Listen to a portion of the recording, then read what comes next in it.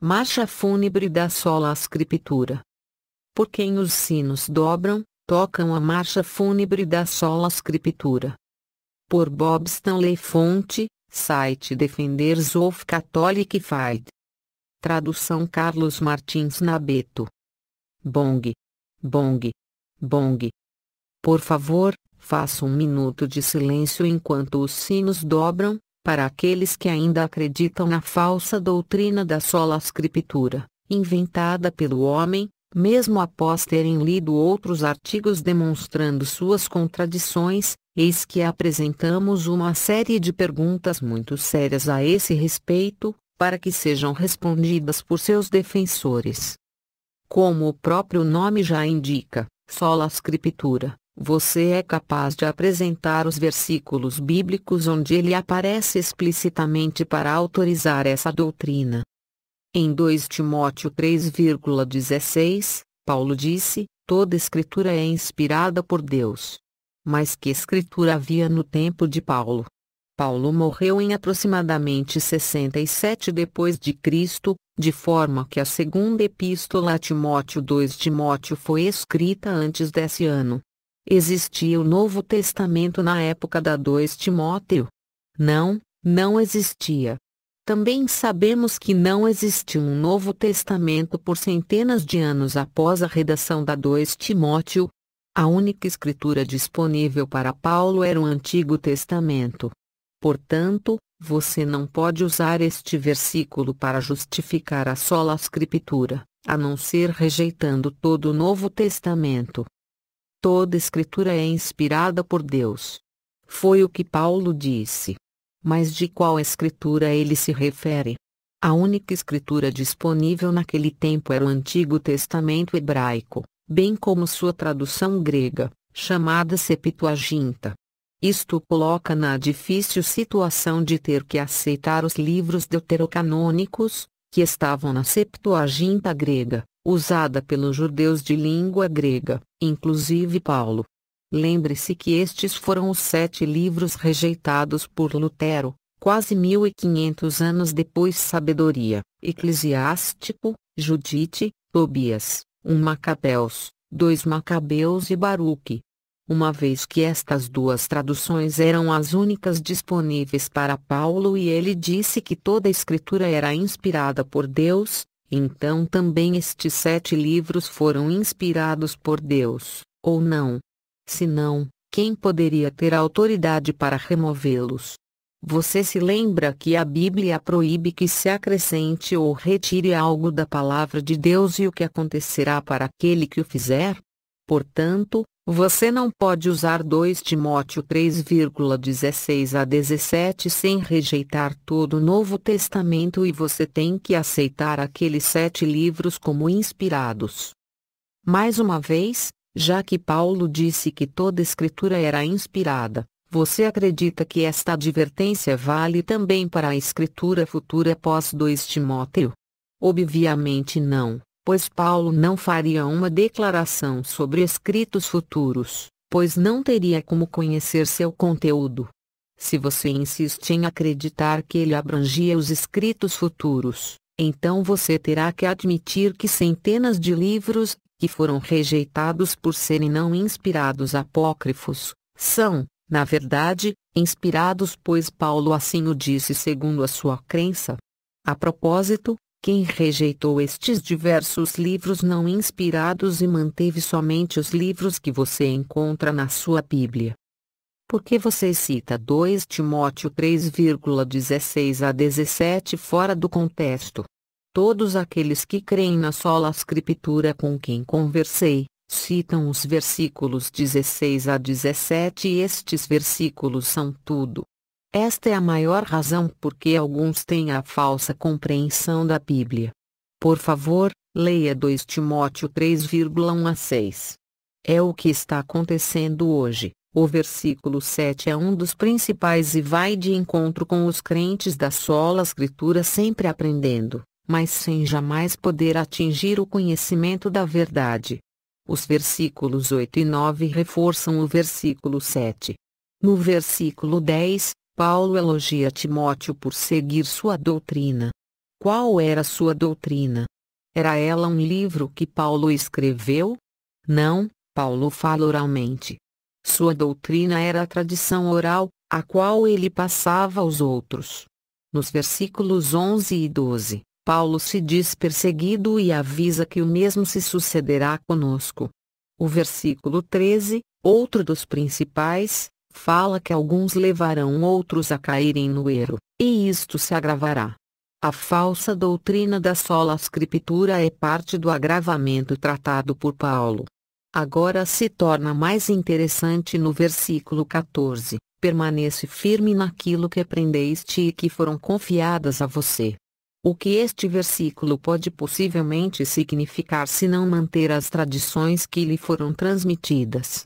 O versículo 15. Desde a tua infância conheces as sagradas letras, elas têm o poder de comunicar-te a sabedoria que conduz à salvação. É muito interessante já que 2 Timóteo foi escrita antes do ano 67 depois de Cristo. Então a infância do discípulo a quem Paulo dirige a carta deu-se há muitos anos antes, inclusive, de qualquer livro do Novo Testamento ter sido escrito.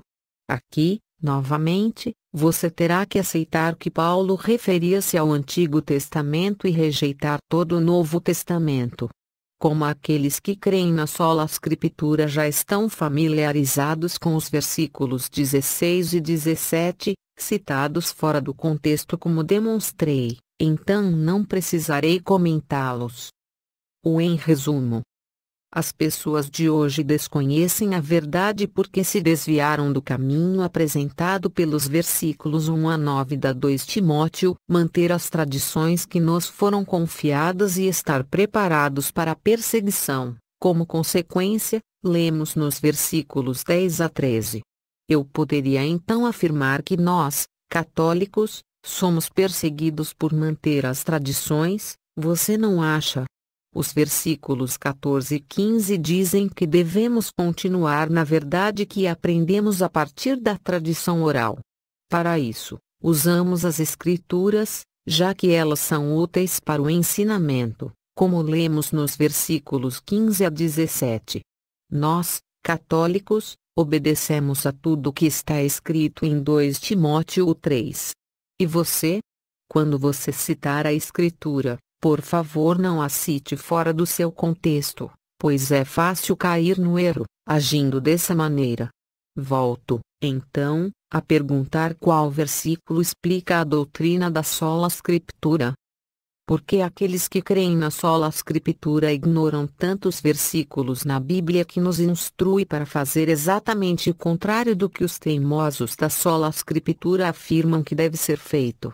A Bíblia está cheia desses versículos e alguns são tão claros e diretos que eu não sei como podem ser mal interpretados. A sola escritura é a falsa crença de que a Bíblia possui toda a verdade e que a tradição não tem lugar no plano da salvação. Para começar, então, irmãos, estejam firmes e mantenham os ensinamentos que aprenderam, quer por palavra ou por carta nossa. Esta citação se encontra em 2 Tessalonicenses 2,15. Por palavra ou por carta, o que São Paulo queria dizer? Quem dá ouvidos à sola escritura se recusa a ouvir e explicar isto. Retorne ao versículo 14. Com essa finalidade, ele também vos chamou, através da nossa pregação para que ganhasseis a glória de nosso Senhor Jesus Cristo. Assim, a pregação é a palavra oral ou tradição. Ambos versículos são simplesmente ignorados pelos defensores da sola escritura. Da mesma forma, 1 Coríntios 11,2 é também ignorado por esses defensores. Eu vos louvo por vos recordardes de mim em todas as ocasiões e por conservardes as tradições tais como vos-las transmiti. E assim também Mateus 28,20 ensinando-os a observar os mandamentos que vos dei. Eu ainda poderia listar muito mais, mas sinto que é desnecessário. Acaso Jesus mandou alguém escrever a Bíblia ou ele mandou que saíssem e pregassem? Nada da Bíblia pode ser ignorado. Não podemos selecionar e aceitar este versículo e rejeitar aquele outro, como em um aperitivo, simplesmente porque envolve a nossa fé e crença. Mas é isso que os defensores da sola Scriptura fazem. Lembra-se daqueles versículos sobre não acrescentar ou retirar nada da palavra de Deus? A Escritura está cheia dessas referências. Aqui vão algumas: Deuteronômios 4,2, Provérbios 30,5 a 6, Gálatas 1,8, 2 Pedro 3,15 a 16 e, logicamente, Apocalipse 22,18 a 20. Uma vez que Paulo disse que toda Escritura é inspirada, então estaria incluindo todos os versículos que mencionam a tradição, ou palavra oral. Isto não é verdade. Já que o Antigo Testamento é o único que podemos usar, se insistimos em aceitar 2 Timóteo 3 como autoridade para a sola Escritura, então repare os exemplos extraídos do Antigo Testamento: Salmo 44,1, Salmo 78,5.10 a 11, Salmo 105,5, Salmo 143,5, Provérbios 2,18, Isaías 40,8, Isaías 59,21, Jeremias 6,16 a 17, Jeremias 31,36, Daniel 7,28, Zacarias 1,6. Existem muitos outros no Antigo e no Novo Testamentos. Agora, se você ainda insistir em usar 2 Timóteo 3,16 a 17, você somente poderá usar o Antigo Testamento e terá que reconhecer os livros deuterocanônicos como inspirados. E, agora, você também terá que aceitar a tradição como sendo bíblica e inspiradas. Apegar-se à sola Escritura é rejeitar a palavra de Deus, e quem acreditar nessa falsa doutrina será culpado de afastar-se da palavra de Deus. Por acaso Paulo ou qualquer outro autor dos livros do Novo Testamento sabiam que estavam escrevendo livros inspirados? Se não, então como você sabe que os livros que você cita, como 2 Timóteo, são completamente inspirados? Existe uma lista de livros inspirados em algum lugar da Bíblia? Se sim, mostre-me por favor os versículos. Se você não encontrar tal lista, então por favor me diga, sob qual autoridade você considera esses livros como inspirados. Acaso o Novo Testamento caiu do céu diretamente nos braços de Lutero? Acredite nisso ou não, é o que algumas pessoas acabam ensinando. Quanto mais retrocedemos na linha do tempo da composição do Novo Testamento, o que percebemos? Para que a sola Escritura possa funcionar corretamente, deveria estar disponível ao povo para que fosse praticada, não é verdade? Que Bíblia era usada pelas pessoas que viveram no ano 333? E no ano 222? E em 111? Por esses tempos, os cristãos eram entregues às feras. O que motivava esses cristãos primitivos a sacrificarem suas vidas aos milhares, nas mais diversas e horríveis formas de martírio, para manterem sua fé cristã? Estava no livro, sim. Em qual livro? Como eram reproduzidas as Bíblias antes da invenção da imprensa em 1450? Novamente o céu providenciou a Bíblia para as milhões de pessoas que viveram desde os tempos de Cristo. Onde estas massas de cristãos obtinham suas Bíblias para que pudessem praticar a sola Escritura? A resposta é: as massas não possuíam Bíblia, já que cada Bíblia produzida era manual e totalmente copiada pelos monges. Você sabe quanto tempo levava para um monge copiar uma Bíblia inteira? De 10 a 20 anos. Agora, depois de tanto tempo copiando uma Bíblia, quanto você acha que custava uma para venda? Uma pessoa comum não tinha meios para pagar o trabalho de 10 a 20 anos do copista da Bíblia. Por isso, existiam pouquíssimas cópias disponíveis. Como, então, Alguém poderia praticar a sola escritura antes de 1450. Você acredita que George Washington foi o primeiro presidente dos Estados Unidos? Por quê? Você acredita que realmente aconteceu a Guerra Civil Americana? Por quê? Você acredita que o rei João assinou a Magna Carta? Por quê?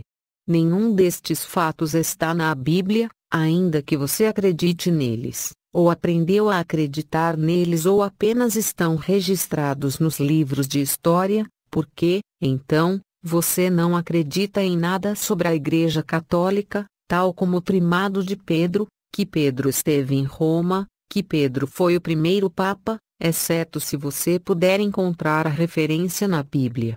A Igreja possui milhares de documentos que mostram exatamente como a Igreja se formou e como se desenvolveu, tornando-se a Igreja que é hoje. Todas essas questões e milhares de outras são respondidas por documentos bem primitivos da Igreja. Eusébio escreveu um livro sobre a história da Igreja, desde sua origem, após ter sido fundada por Jesus Cristo, até cerca do ano 200 depois de Cristo. Mas será que aquele que crê na sola escritura vai acreditar no livro de história escrito por Eusébio? Não, pois ele não se encontra na Bíblia. Então por que você acredita em qualquer outro fato contado por qualquer outro livro de história? Você não estará se utilizando de duplo critério por não acreditar na história da Igreja, tal como está registrada, e acreditar apenas na história que não envolve a Igreja? Aqueles que creem na sola escritura nunca compreenderão e jamais encontrarão a verdade. Eles edificaram suas crenças sobre a fundação de areia da sola escritura e não sobre a rocha. A fundação de areia é insegura e instável. Não importa quantos remendos façam, mas seu edifício de fé jamais será sólido e irá constantemente balançar conforme o vento e a água for levando a fundação de areia sobre a qual construíram sua fé. Gastarão todos os seus dias tentando provar em vão esta ou aquela crença, a partir da Bíblia. Uma denominação provará pela Bíblia que Jesus Cristo era divino mas não humano, enquanto outra provará, pela mesma Bíblia, que ele era humano mas não divino.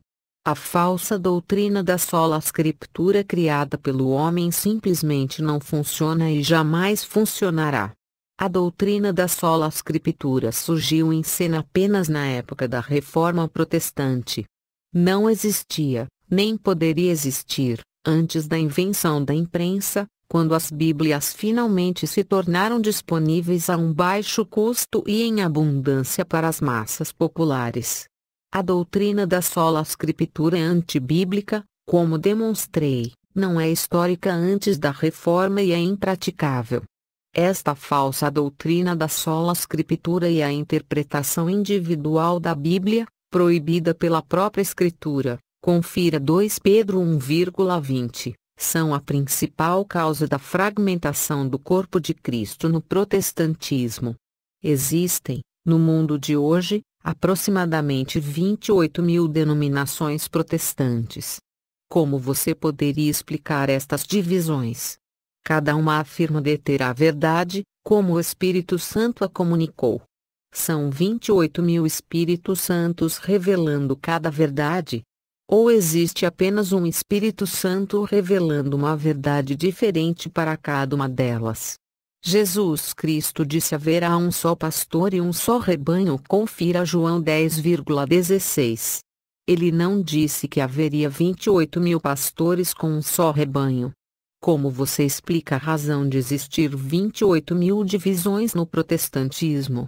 A mais antiga menção à falsa doutrina da sola escritura encontramos em Martinho Lutero, quando foi questionado pelo Sínodo de Augsburgo, Alemanha, em outubro de 1512.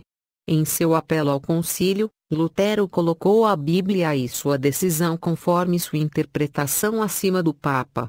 Ele admitiu que a autoridade do Sínodo e da Bíblia estavam lado a lado, mas apenas na esperança de que o Sínodo se manifestasse a seu favor. Na disputa de Leipzig, em julho de 1519, Lutero declarou que a Escritura estava acima do concílio e que os concílios ecumênicos já haviam errado em matérias de fé. V. Martinho Lutero, Sua Vida e Sua Obra, 6 volumes, Hartmann Grisar, S.J., Vol.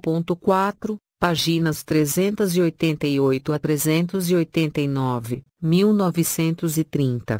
Seguem alguns dos muitos escritos dos primitivos padres da Igreja, que apoiam a sagrada tradição. Por favor, mostre-me escritos similares, dizendo para que as tradições não sejam mantidas ou observadas. Mostre-me uma citação favorável à falsa doutrina protestante da sola scriptura. Mantenham a tradição. Polícrates, Carta Vitor de Roma 5, 24,1. Ireneu de Leão, Contra as Heresias e 10,2, 2, 9,1, 3, 3,2. Ireneu de Leão, Carta a Florino V, 20,4. Tertuliano, Objeção aos Hereges 19,3. Tertuliano, O Véu das Virgens 2,1. Tertuliano, Contra Marcião IV, 5,1. Hipólito, Contra a Heresia de Noeto 17. Orígenes, Doutrinas Fundamentais 1, 2,4 Prefácio. Atanásio, Cartas a Serapião 1,28. Febade de Agem, Contra os Arianos 22. Basílio o Grande, Transcrito da Fé 125,3. Basílio o Grande, O Espírito Santo 27,66. Basílio o Grande, A Fé 1. Gregório de Nissa, Contra Eunômio. Epifânio, Contra todas as heresias 61,6, 73,34. João Crisóstomo, Sobre Romanos 1,3. João Crisóstomo, Sobre a Segunda aos Tessalonicenses 4,2.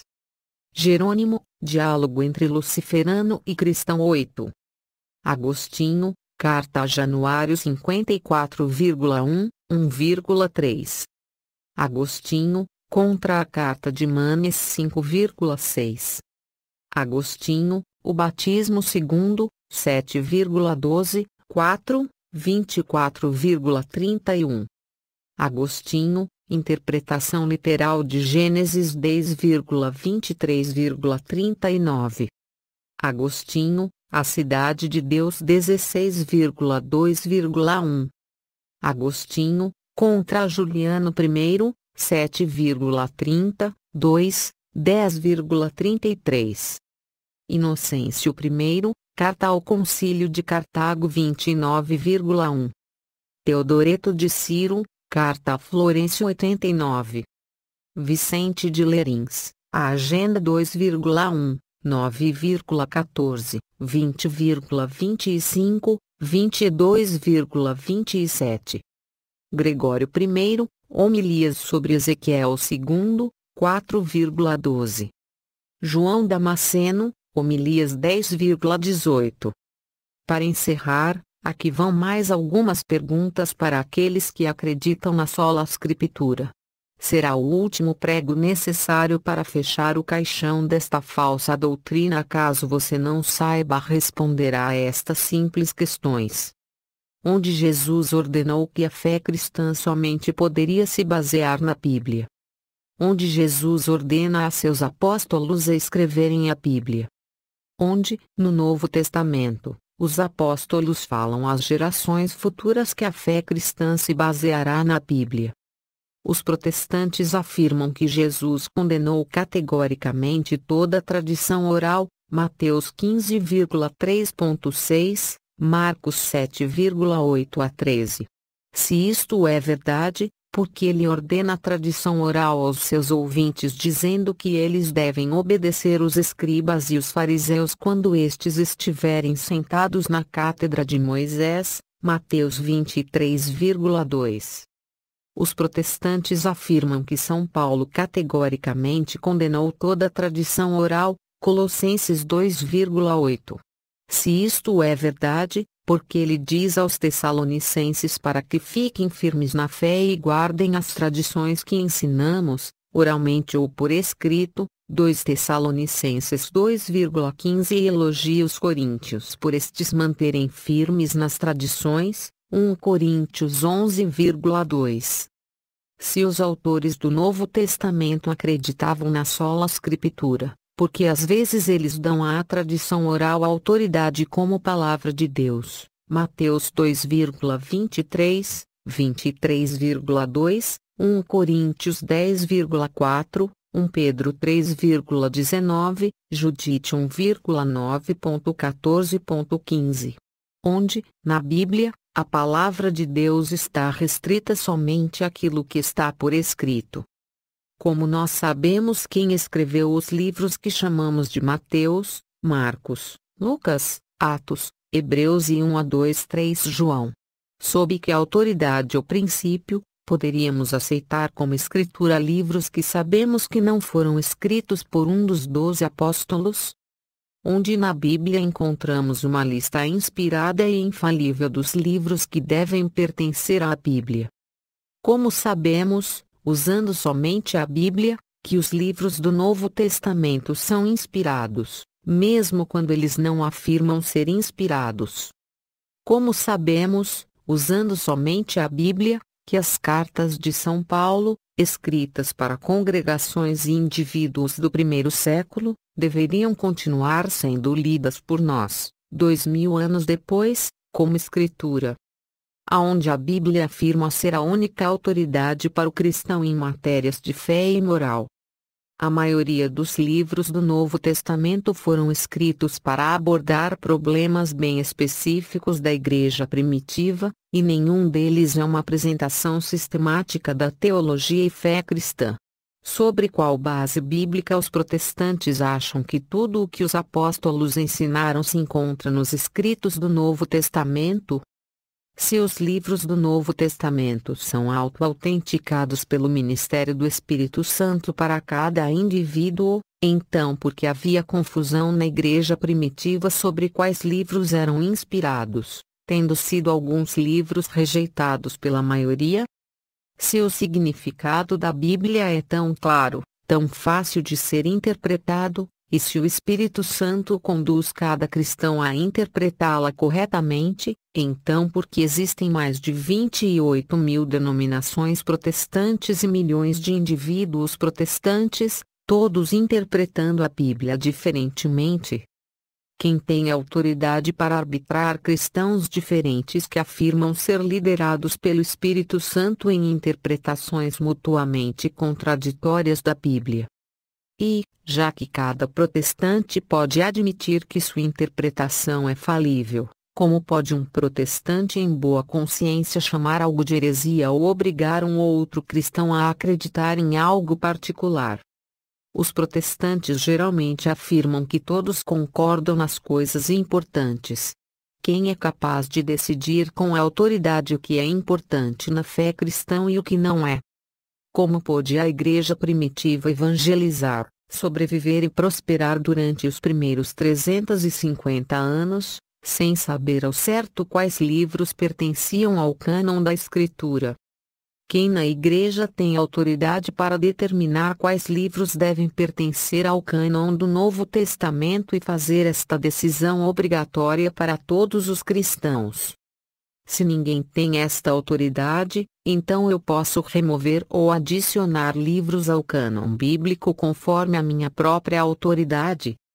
Porque os estudiosos protestantes reconhecem que os concílios primitivos da Igreja em Hipona e Cartago foram a primeira instância onde o cânon do Novo Testamento foi oficialmente sancionado, mas ignoram o fato de que os mesmos concílios sancionaram o cânon do Antigo Testamento usado até hoje pela Igreja Católica e abandonado pelos protestantes durante a Reforma. Porque os protestantes seguem as decisões dos judeus, tomadas em período pós-apostólico, sobre o cânon do Antigo Testamento, desprezando a decisão da Igreja fundada por Jesus Cristo. Como os bispos de Hipona e Cartago foram capazes de determinar o cânon correto da Escritura, ainda que acreditassem em todas as doutrinas católicas como a sucessão apostólica dos bispos, o sacrifício da missa, a presença real de Cristo na Eucaristia, a regeneração pelo batismo, etc. Se a cristandade é uma religião do livro, como ela floresceu durante os primeiros 1500 anos de história da Igreja, quando a imensa maioria do povo era analfabeto. Como poderia o apóstolo Tomé estabelecer uma igreja na Índia, que sobrevive até hoje e que voltou a estar em comunhão com a Igreja Católica, sem deixar-lhes uma única palavra da Escritura do Novo Testamento? Se a sola Scriptura é tão sólida e biblicamente fundada, porque não existe um tratado de verdade, escrito para defendê-la, desde a época em que a expressão foi cunhada na Reforma. Se Jesus tinha a intenção de que a cristandade fosse exclusivamente uma religião do livro, porque ele aguardou 1400 anos para mostrar como se poderia inventar a imprensa? Se a igreja primitiva acreditava na sola Scriptura, porque os credos primitivos sempre dizem: creio na Santa Igreja Católica e não simplesmente creio na Santa Escritura. Bong. Bong. Bong. Bong. Bong. Bong. Bong.